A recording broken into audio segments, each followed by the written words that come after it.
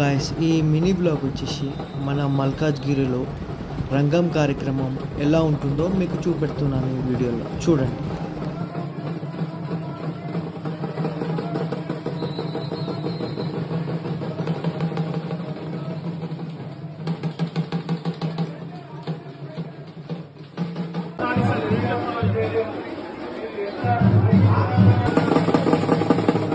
So guys, అమ్మవారు చెప్పింది ఈ జాగ్రత్తలు వచ్చే కాలంలో ఉంటాయని, భారీ వర్షాలు ఉన్నాయంట.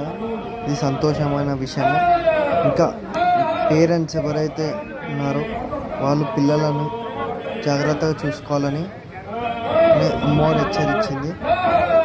ఇంకా భక్తితో పూజ చేయాలని హెచ్చరించింది. భక్తి శ్రద్ధలతో ఉండాలని నేను కోరుకుంటున్నాను. జై మహాకాళీ మాతాకి జై. Follow for more videos. Surya.